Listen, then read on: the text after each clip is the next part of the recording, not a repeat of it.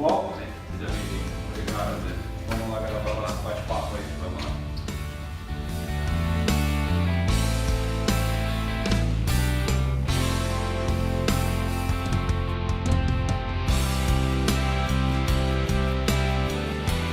Bom, pessoal, estamos aqui na Adam Capital, mais um episódio aí do No Caminho das Gestoras, trazendo essa gestora que revolucionou o mercado da gestão independente no Brasil.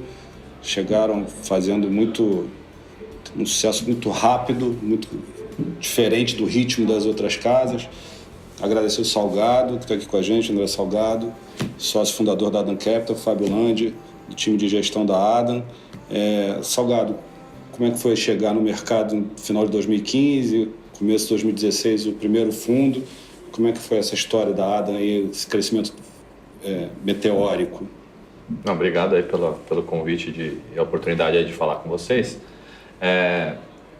Bom, o Márcio, que é o sócio principal da Adam, ele já vinha fazendo gestão de fundos multimercado há bastante tempo e sempre tinha a ideia de tentar montar uma gestora independente. Alguns fatores em 2016, na verdade em 2015, quando a gente começou a planejar a Adam inaugurou seu primeiro fundo em abril de 2016, mas foi um plano que começou no final de 2015. A ideia era dar sequência de fazer o que ele já vinha fazendo na gestão de multimercados independentes com alto valor agregado, de posição estrutural de longo prazo, numa plataforma independente, uma gestora independente. E alguns fatores foram responsáveis para isso. Acho que o primeiro deles foi um track record longo, então o tempo que ele teve em outras casas mostrando um track record de longo prazo interessante, permitiu com que a gente pudesse tentar a abertura de uma casa nova. Somado a isso, você tinha uma mudança na forma de distribuir fundos que a gente via no Brasil, ou seja, anteriormente era bancos distribuindo produtos dos próprios bancos, e acho que com a chegada das plataformas independentes, as gestoras independentes tiveram acesso a um capital de maneira muito mais estruturada, de mais longo prazo, e acho que esse foi o principal motivo para o crescimento ter sido bastante mais acelerado do que a gente imaginava. Claro que a gente teve uma performance também bastante boa no começo, então alguns fatores se alinharam para esse crescimento ter sido mais rápido do que imaginado. Acho que agora a gente já está com 3 anos, são 4 produtos principais, então entrando já um pouco mais na parte dos produtos, a gente tem 2 fundos fechados, a gente abriu a casa com o Adam Macro e com o Adam Advanced, esses 2 fundos estão fechados, o Advanced fechado desde agosto de 16 e o Macro fechado desde janeiro de 17. E agora a gente tem o Strategy aberto nas plataformas e o nosso fundo de previdência. Então, basicamente, a Adam hoje 4 produtos. E o Strategy já no segundo ciclo dele, que é o D60, né? A gente fez uma primeira captação para o Strategy num veículo D30 e agora o que tem aberto nas plataformas é o veículo D60. Hoje a Adam está com aproximadamente 30 bi ainda de pé. 27 bi, 27. A gente tem 27 bi, basicamente divididos entre 2 bi 300 para o Advanced, a gente tem 10 bi no Strategy, 11 bi e meio no Macro e o restante nos fundos de previdência. E uma coisa que sempre me chamou muita atenção na Adam é a filosofia de gestão de vocês, né, Fabinho? É uma casa que não... Quando você assiste uma apresentação do Márcio, do Fábio, do sua, falando sobre cenário, foge um pouco do convencional, né? Vocês têm um olhar muito global, um olhar muito de crescimento exponencial, que o mundo cresce exponencialmente. Eu já vi diversas apresentações do Márcio, de vocês, falando sobre pega lá desde a Revolução Industrial, isso mudanças estruturais, demográficas, né? Foge um pouco do padrão de você assistir uma apresentação que vai mostrar lá uma curva de inflação, de taxa de juros. Como é que é essa filosofia de gestão, Fabinho? Eu acho que tem um ponto assim, que é fundamental, desde quando o Márcio montou a Adam, A Adam ela tem algumas diferenças, né? Primeiro que a gente é uma casa de longo prazo, a gente é um buy and hold clássico, né? Assim, a gente não tem aqui apostas binárias, a gente tem uma estratégia de longo prazo muito fundamentado. Daí você consegue fazer temas como esse de teses mais seculares, tendências mais estruturais e tentar captar isso no nosso portfólio, né? Então, assim, o que eu quero dizer? Diferente de você ter um responsável que é, por exemplo, assim, eu ajudo o Márcio a fazer a gestão. A decisão final de qualquer implementação de portfólio, o risco é centralizado nele. Certo? Então, a gente não tem coisas do tipo, tem um livro de câmbio, um livro de renda fixa, um livro de ação, um especialista que tem risco e estratégia definida. Então, fica muito mais fácil a gente desenhar um portfólio de longo prazo com essas teses que a gente acredita e olha. Então, acho que muito mais do que olhar simplesmente dados econômicos, a gente tenta capturar algumas outras coisas. Por exemplo, quando teve a crise lá dos caminhoneiros e a gente notou a influência de mídia social e desses eventos por Facebook, WhatsApp, a gente passou a olhar isso também para contemplar o nosso cenário de tomada de decisão. Então, hoje a gente tem uma tecnologia própria que monitora eventos como esse, greve, eleições pelo mundo, algumas questões mais estruturais que ajudam, não é que a gente toma decisão nestes fatores, mas ajudam na nossa tomada de decisão quando a gente compõe com os nossos componentes macro e micro. Legal. E como é, já conseguiram captar algum movimento com essa tecnologia nova aí? A gente brinca que nas eleições aqui quando foi o Bolsonaro e dado o aprendizado que a gente teve, né, assim, na nossa apresentação um pouco mais estrutural a gente mostra isso. Quando a gente estudou a greve dos caminhoneiros, o efeito dela foi boçalmente maior do que tinha sido num movimento semelhante anos atrás. E a razão disso foi justamente porque você teve uma coordenação via mídia social e teve impacto muito maior sem ter um líder, sem ter uma organização clássica. Uma liderança com quem negociar, né? Exato. Por isso até estendeu mais. Né? Em cima disso a gente foi regredindo para outros fatores. Eleição. E aí quando você vai para Trump, para o Brexit, para o próprio Bolsonaro, então a gente começou a começou a olhar isso como mais um instrumento e para a gente não foi uma surpresa você ter o Bolsonaro eleito, né? Então, assim, embora a gente deixe claro que a gente não faz apostas binárias, né? A gente tenta montar um portfólio equilibrado para passar por esses eventos sem nenhuma ruptura, né? A gente consegue enxergar mais a longo prazo do que prever uma votação, prever uma eleição, mas esse é um exemplo clássico de que a gente tinha no nosso acompanhamento que seria mais Bolsonaro e a gente acabou ficando um pouco mais protegido, um pouco mais posicionado para isso. Daquela volatilidade lá do segundo semestre, né? Mas a ferramenta é super interessante porque você consegue, e não só Brasil, você faz isso no mundo, né? Dado que é mídia social e as plataformas elas são públicas, você pega temas relevantes como votações, eleições, manifestações e você consegue acompanhar isso, que para a gente é importante, porque dado que o nosso alfa historicamente ele é maior lá fora do que da parte internacional do que da parte local, que é diferente do que imaginam, né? Como a gente teve uma performance boa ali em 2016, 2017, acham que o nosso risco é muito baseado em mercado local. Juros do Brasil. Na verdade, não. Não. Na verdade, quando se compõe o nosso alfa, historicamente, a gente consegue resultado mais lá fora do que no mercado local. Acho que esse é um ponto de diferenciação bastante importante. Com certeza. Na composição de carteira, tradicionalmente, a gente vê multimercados com uma forte parcela da geração do alfa vindo de Juros Brasil e Bolsa Brasil. A gente também faz isso e acho que a gente também faz bem isso. Mas é um pedaço menos importante do alfa que a gente gera. Proporcionalmente, as oportunidades são muito maiores lá fora do que aqui devido ao tamanho dos mercados, né? Exato. Assim, a Adam tem alguns episódios aí ao longo dessa curta, mas intensa história de vocês que chamaram muita atenção. Me lembro da questão da lira turca lá, que vocês capturaram aquele movimento. Ainda estamos na posição. Ainda estão na posição. Ainda estamos na posição. Eu me lembro bem que um bate-papo com o Salgado, acho que eles tinham um comitê de investimentos, alguma coisa assim, de algum cliente, e a gente eu ia lá defender o cenário da ADA, apresentar a ADA. E o Salgado falou assim, não, vim aqui bater um papo para atualizar cenário, e o Salgado falou, não, a gente está com uma posição vendida em lira turca. Lira turca? Jamais ia passar na minha cabeça. No dia seguinte saiu lá, BC da Turquia interfere na moeda por conta da mínima histórica da lira turca. Eu falei, cara, realmente é fora do padrão normal, né? Um outro movimento foi do peso mexicano também, do Trump, né? Que vocês então, capturaram bem. Tem uma coisa que a gente faz, uma vez a cada 6 meses, a gente faz um comitê um pouco mais denso, que a gente estuda aproximadamente 35 países.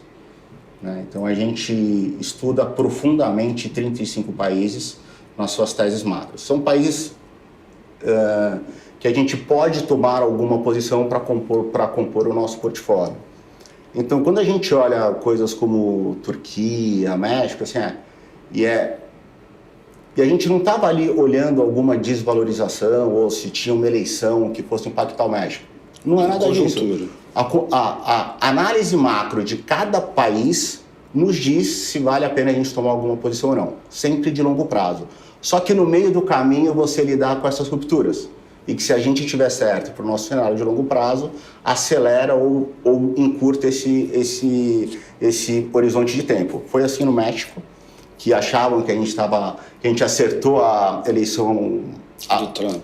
Ali do Trump, não foi nada disso. A gente tinha um estrutural de México de longo prazo, por outras razões, que a eleição foi justamente um gatilho. Né? Então, todos os países que a gente toma posição é com esse racional.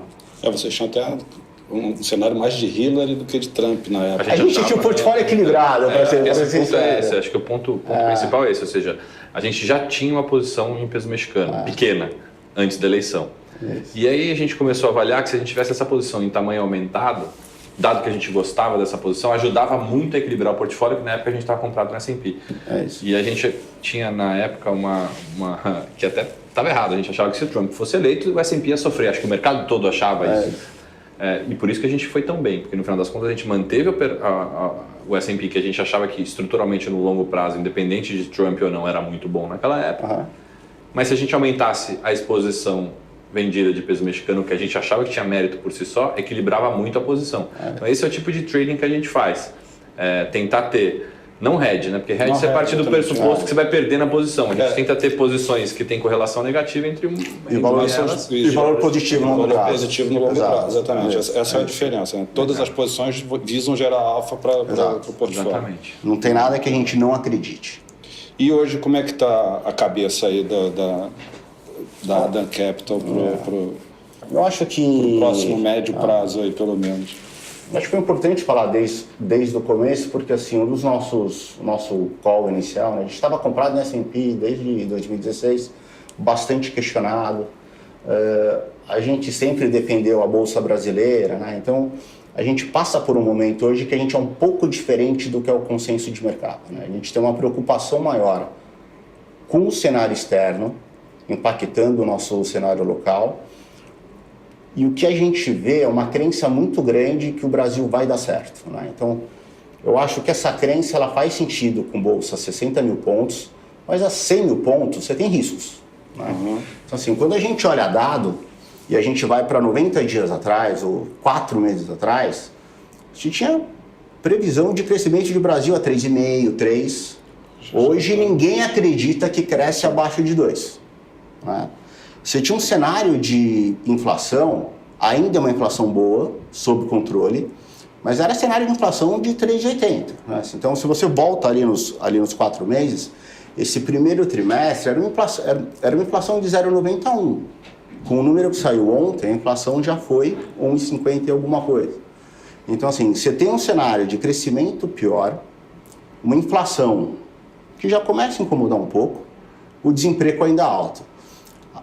O cenário do Banco Central, que parecia ser mais tranquilo, né? Então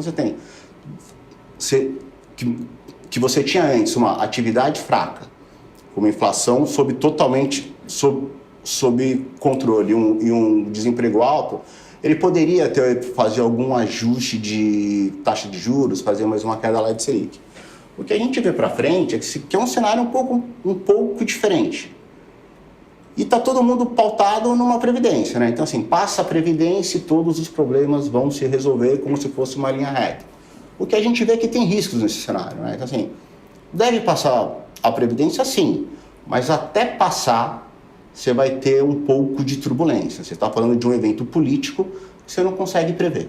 Que se mostrou bem mais complexo. Exato. E os reflexos na atividade estão pouca claros dos dados. né? Ou seja, o que preocupa para a gente, no final das contas, é que essa atividade precisa retomar e o crescimento precisa retomar. Tem que lembrar o seguinte, que com 2% de crescimento, o desemprego fica estável. Ou seja, precisa crescer mais do que 2% para você botar gente nova no mercado de trabalho. Então, você tem uma diferença entre dado e expectativa. Quando a gente olha dado, mercado local, a gente fica um pouco mais preocupado. A gente ainda é comprado no Brasil, a gente é comprado em bolsa, a gente é aplicado lá na parte curta lá da curva de juros, mas com mais cautela, em vez de acreditar que tudo vai dar certo sempre neste nível de preço. E a nossa grande preocupação está no mercado internacional. O mercado só tem se sustentado nesses últimos meses por conta de esforço de Banco Central. Você vê uma atividade fraca em todas as economias core, Estados Unidos, Europa, Japão, todos os outros países, e você tem os bancos centrais já reconhecendo numa postura mais dove que esse movimento é fato. E o que a gente não acredita, e talvez seja um pouco maior, seja um pouco da nossa preocupação, é que os bancos centrais serão dove o suficiente para inflar preço de ativo e conter essa desaceleração. Então você tem cenários de um mundo ruim, com um Brasil bastante precificado, eu também não vejo ninguém falando que vai dar nada errado, que faz a gente ter o nosso portfólio um pouco mais cauteloso, que é vendido lá fora, com uma posição menor aqui do Brasil. Vocês não ficam vendidos lá fora, né? Fazia tempo. Vocês tinham posições vendidas, mas a posição comprada era maior, né? Net vendido desde 2012 que não estava. E a gente gosta muito, neste racional, de ter um livro de dólar forte ainda. A gente acredita que se o Fed vai ser dove, as outras economias, os outros bancos centrais, eles deveriam ser e vão ser mais dove do que o Fed.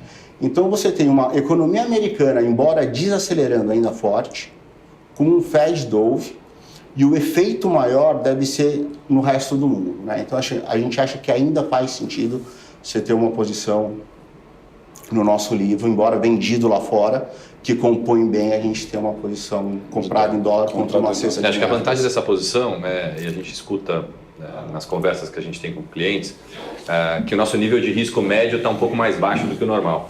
É verdade, se você pegar a nossa volatilidade média, e a volatilidade média é isso mesmo, às vezes trafega abaixo do nosso alvo e às vezes acima para você entregar o alvo no longo prazo. Mas o que eu acho que acontece dessa vez é que a gente está com um portfólio que é naturalmente equilibrado, que é bom. Em tese, você tem Sharps melhores quando isso acontece, ou seja, a gente vai entregar, se a gente tiver certo nas nossas teses, mais retorno correndo menos risco. Então, ou seja, esse momento é um momento particularmente interessante. É raro, por exemplo, você ter em Brasil uma posição que tem mérito para você ficar comprado em bolsa, por exemplo, e comprado no dólar contra o real. Elas são naturalmente equilibradas e a gente acha que a gente vai ganhar nas duas pontas. A mesma coisa de você ter uma posição direcional comprada em Brasil contra uma posição short internacional, que tem uma certa correlação negativa, mas a gente acha que tem mérito nas duas pontas. Então, ou seja, a expectativa que a gente tem agora é de uma geração de retorno correndo um risco melhor, ou seja, para o cliente isso é uma maravilha. Em tese, é mais sharp por menos risco corrido. Eu acho que um ponto importante também, assim, quando a gente volta nas nossas posições Brasil, quando começou a Adam, você tinha uma taxa de juros a 16, né? Alguma coisa perto disso. Hoje a taxa de juros é 7. Né? Então, assim, por assimetria, por si só, em relação ao resto do mundo, a gente não deveria correr tanto risco com este cenário como estava lá atrás. Né? Então, a gente tenta fazer desta forma. Né? Muito legal. Estruturalmente, hoje, falando da estrutura da Adam, São quantas pessoas hoje, dividido de que forma? O Fabinho falou da questão também do que sempre você, a equipe, o time constrói os cenários, mas quem toma o risco é o Márcio. Mas para tirar o risco, qualquer um dos 4 que compõem o comitê... Não, assim, deixa eu assim, a decisão aqui ela é centralizada no Márcio, né? Então, assim, quando o Márcio não está na companhia, eu tenho autonomia, sim, para reduzir posição, se tem alguma coisa.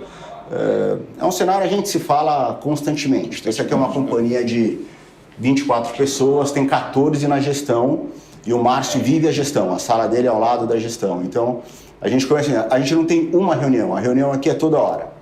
Então, qualquer estratégia que a gente vai colocar, tirar do fundo, é sempre debatido, ou o Márcio traz, ou a gente traz para o Márcio, a palavra final é dele. Na hipótese de ter alguma alteração, o Márcio não está aqui, eu preciso mexer no portfólio, eu tenho autonomia para mexer no portfólio. Perfeito. Tá, então... A parte de risco que você falou do comitê é para algum evento de alteração da política de risco. Isso, exatamente. Aí sou eu, o Fábio, o Márcio e o Guilherme, que é o diretor de risco. E aí, para qualquer mudança na alteração de política de risco, 3 dos 4 precisam votar. Isso não tem nada a ver com o processo de gestão em si. Não no dia a dia. Hoje a gente está com 14 pessoas na gestão, que nem o Fabinho disse, mais 10 pessoas nas áreas de não gestão, que é basicamente risco administrativo e comercial. E a ideia é ficar mais ou menos deste tamanho. E vocês, depois daquela vinda do pessoal que era mais focado para equities global, teve mais alguém que entrou no time? Não, ainda não. A gente tem uma vaga a mais para o time de equities global. A gente está olhando com calma. A ideia é trazer gente boa e sênior. A gente já tem 3 pessoas, né, hoje nessa área. Mas a gente acha que 4 é um número mais adequado, então estamos trazendo mais uma pessoa também. Está até ali no material da ADA, né, nos princípios da ADA, que um dos princípios é que não existe negócio bom com pessoas ruins, né? Exato. Então, seguindo essa linha, tem que ser sociedade, alguém que agregue, né? E sociedade, uma empresa de 24 pessoas, também é importante ter um fit pessoal da pessoa. Ou seja, a gente aqui é uma empresa quase como uma família, no final das contas. Estamos todo mundo aqui numa mesma sala, tal, etc. Então, assim, é importante que tenha um fit também na cultura. Principalmente na área de equities, onde a gente, como o Fábio falou, tem um portfólio centralizado. Não adianta aqui, não tem, ou seja, só tem um jeito da gente ganhar mais, é que o fundo performe mais. Então, é um processo de convencimento, é um processo de... O comitê de gestão vem às 14 para essa sala aqui, ficam às 14 debatendo países, companhias, setores e etc. É importante que as pessoas que trabalham aqui tenham um entendimento de como é essa cultura. Então, é um processo que a gente faz com cautela para trazer mais gente para cá. Historicamente, Salgado, os fundos estão, a grosso modo, só a ordem de grandeza, como é que está a performance do fundo desde o início acumulado? O Advanced, o Macro e o Strategy, principalmente, e a Previdência? Acho que assim, o ponto mais importante aqui é a análise que a gente faz de janelas móveis, ou seja, aqui eu sempre falo para cliente que a gente é um produto que quanto mais prazo você fica, mais você aumenta a probabilidade de estar com resultados bastante significativos, porque é um fundo volátil. A gente tem aí targets de volatilidade de 8 para o macro e de 10 para o strategy. Então, a gente está na prateleira mais alta aí dos fundos multimercado do ponto de vista de volatilidade. Mas os retornos no longo prazo aparecem. Então, se você pegar a gente desde o início, a gente tem um retorno acumulado interessante em todos os fundos que estão abertos. E acho que agora a gente tem uma oportunidade de gerar retornos similares com uma volatilidade menor por conta desse portfólio mais equilibrado que a gente está naturalmente.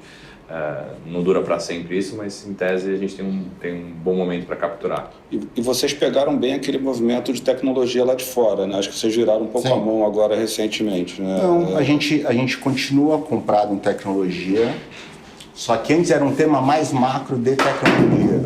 Atualmente a gente, mesmo dentro de tecnologia, a gente enxerga empresas que a gente prefere ficar short, né? Então, nesse nível de S&P, e dado o histórico, a gente está comprado desde 2016, a gente já começa a ver algumas assimetrias mesmo neste setor. Resumindo, eu tenho posições long e tenho posições shorts, também dentro de Dentro tecnologia. de tecnologia também. Isso. E tinha também, vocês tinham uma cesta de ações de biotech, né? Ainda que é uma temos, coisa que mas ela vocês também ficou um pouco alterada, também alterou. um pouco menor. Petróleo, que vocês também sempre estão atuando aí, já fizeram petróleo contra rubro. Petróleo a gente teve em várias pontos, comprado, vendido. Atualmente a gente zerou o portfólio. A gente tem na nossa tese um pouco mais de longo prazo, que a gente chama das teses seculares, tem um petróleo assim, perdendo valor ao longo do tempo, e era isso que a gente construía. Essa situação da Venezuela deu uma alterada nesse cenário, porque do ponto de vista de oferta mexeu bastante. Difícil de prever também como é que vai ser retomada a oferta na Venezuela, a gente nesses níveis está fora. E você tem outro ponto que chegou lá em preço de 50, 55 dólares, e nesse momento ele parou de fazer tanto sentido para o nosso equilíbrio de portfólio, né? Então a gente preferiu ficar zerado em óleo. Legal. Perspectiva de reabertura de algum fundo?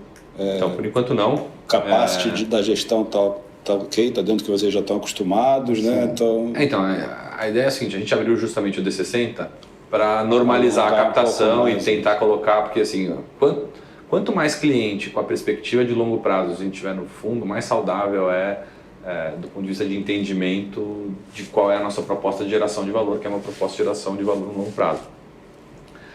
Então, por enquanto, não tem plano de abrir os fundos que estão fechados. A gente até tem mais capacity. Hoje a gente tem aí por volta de uns 7 bi de capacity. A ideia é ficar perto de 35 bi. A gente está captando na Previdência. A Previdência capta num ritmo diferente, porque é o varejo mesmo, então você não tem grandes institucionais fazendo aportes grandes na Previdência. Então, para a gente, esse ritmo de captação está interessante. O que eventualmente a gente faz é reposição nos veículos, por exemplo, das plataformas que tem resgates, a gente tenta dar acesso à reposição desses resgates de clientes que acontecem naturalmente. No varejo, nas plataformas abertas, isso é natural, esse movimento de às vezes, saída sempre existe. Às vezes tem espaço nas plataformas para colocar nos fundos fechados, principalmente no macro e no strategy D30. Legal. Bom, lá na Way, a ADA das gestoras multimercado macro é a primeira em termos de aporte dos nossos clientes. A gente tem uma proximidade muito grande com vocês. Nossos clientes lá acompanham de perto, recebem bastante informação da ADA, mas acho que de uma maneira geral foi muito bom esse papo aqui. Queria agradecer demais a vocês. A gente está tentando sempre levar mais informação, tentando mostrar um pouco como é aqui a Adam Capital, não conversar com vocês lá na Way, mas é sempre poder mostrar aqui para o cliente poder ver, são esses caras que cuidam do meu dinheiro, é aqui que está meus investimentos e qual a cabeça de vocês. Então acho que isso é muito esclarecedor. Queria agradecer demais a vocês pela oportunidade, pelo bate-papo super construtivo aí. Espero que os investidores, de uma maneira geral, aproveitem o vídeo, assistam e em especial os clientes da Way, liguem para os assessores lá para ter mais informações, enfim, e estar sempre atualizado em relação aos fundos da Adam Capital. Obrigado, Salgado. Obrigado, Fabinho. Obrigado. Um grande abraço, gente. Obrigado. Valeu.